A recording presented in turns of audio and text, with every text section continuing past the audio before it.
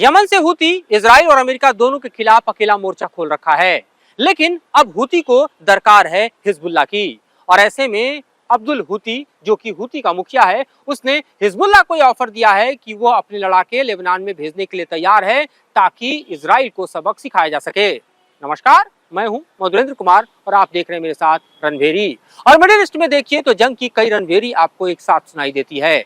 Israel ने जब से हमास के ऊपर हमला शुरू किया है, समूचे गजा में कत्लो गैरत मचा हुआ है। न सिर्फ हॉस्पिटल बल्कि जो रिहायशी कैंप हैं या खास तौर पे जहां पर ह्यूमैनिटेरियन एड के लिए भी लोगों को रखा गया है, वो सब इस वक्त इजराइल के हमले के निशाने पर दिखाई दे रहे हैं। और गजा में त्राहिमाम मचा हुआ है, जहां पर इस वक्त आप देखिए तो रमजान मनाने वाले लोग पीस की गुंजाइश तलाश रहे थे, लेकिन उनके ऊपर जंग का कहर बरप रहा है। दूसरी तरफ देखिए तो रेड सी और यमन के बीच भी जंग लगातार जारी है। अमेरिका 15 मार्च से लेकर अब तक कई बड़े हमलों को यमन की जमीन पर हूती के खिलाफ अंजाम दे चुका है। हालांकि इस हमले से उसके टारगेट अभी तक अचीव नहीं हुए हैं। और जिस तरह से अमेरिकी स्ट्रेटजी हूती के खिलाफ लीक होकर दुनिया के सामने आई है, क्योंकि अमेरिका के इस स्ट्रेटजी को जिस प्लेटफॉर्म पर दरअसल अमेरिका के वाइस प्रेसिडेंट सहित वहां के नेशनल एडवाइजर, सिक्योरिटी एडवाइजर और अन्य स्ट्रेटजिस्ट शेयर कर रहे थे, उसी ग्रुप में अटलांटा मैगजीन के एक जर्नलिस्ट को भी शामिल कर लिया गया, जिसको दरअसल तमाम जानकारियां मिलती रही कि अमेरिका हूती पर आगे क्या करने वाला है और उसका बवाल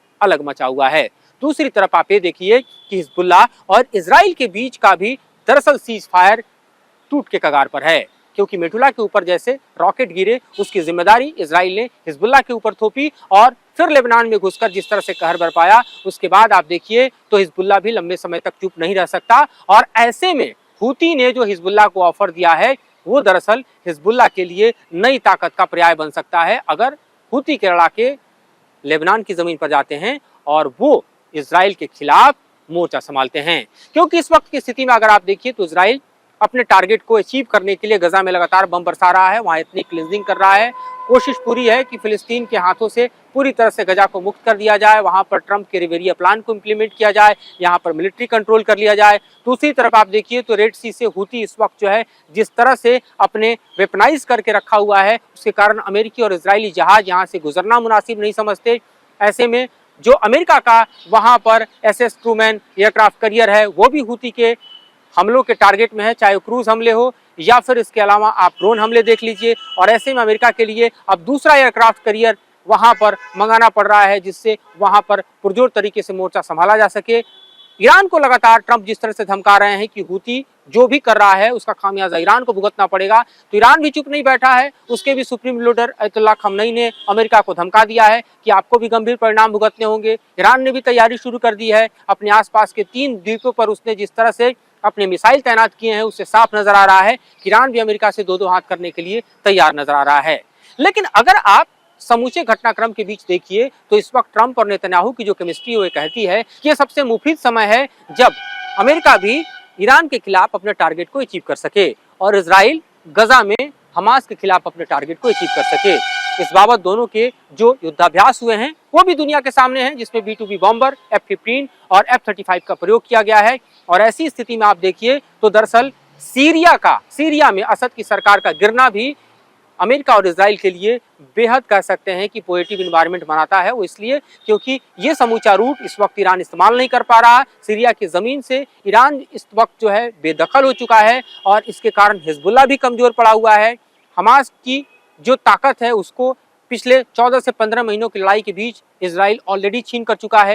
हिजबुल्लाह का जो टॉप लीडरशिप है उसको खत्म करके वहां पर भी पिछले 4 महीने से सीज फायर करके अपने डोमिनेंस को इजराइल बनाए हुए है। और ऐसी स्थिति में देखिए तो ईरान का एकमात्र प्रॉक्सी सिर्फ और सिर्फ हूती अपनी दम पर, अपनी ताकत पर कंट्रोल करने में यूं कहें कि इजराइल और अमेरिका को कामयाब दिखाई दे रहा है, जो इजराइल के जमीन पर भी अपने लगातार बैलिस्टिक मिसाइल से हमला कर रहा है, तो दूसरी तरफ क्रूज मिसाइल से रेड सी को टारगेट कर रहा है, जहां से एक मेजर हम कह सकते हैं कि ट्रेड रूट गुजरता है।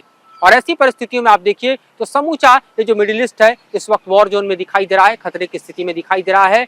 आगे हमला अमेरिका और ईरान के बीच प्रभावी हो सकता है, जो कि इस समूचे इलाके को और ज्यादा जंग के मैदान में तब्दील कर सकता है। फिलहाल की जो स्थितियां हैं वो जिस तरह से वेपन्स की तैनाती और खास तौर पे दिखाई दे रही हैं, उससे साफ समझ में आता है कि अमेरिका भी बेचैन है, क्योंकि वो हूती को कंट्रोल नहीं कर पा रहा। सदा में आप हदीदा में देखिए, सना में देखिए, लगातार हमले जारी हैं, बावजूद इसके कोई बड़ा नुकसान हूती को नहीं हुआ है, क्योंकि ऐसा ट्रेन है जहां पर हूती ने अपने आप को कॉम्पैक्ट कर रखा है और बेहद ताकतवर भी दिखाई दे रहा है। इस तमाम घटनाक्रम पर हमारी नजर बनी रहेगी, आपको आगे भी हम इससे अपडेट करते रहेंगे। फिलहाल मुझे और मेरे सहयोगी संजय को दीजिए इजाजत।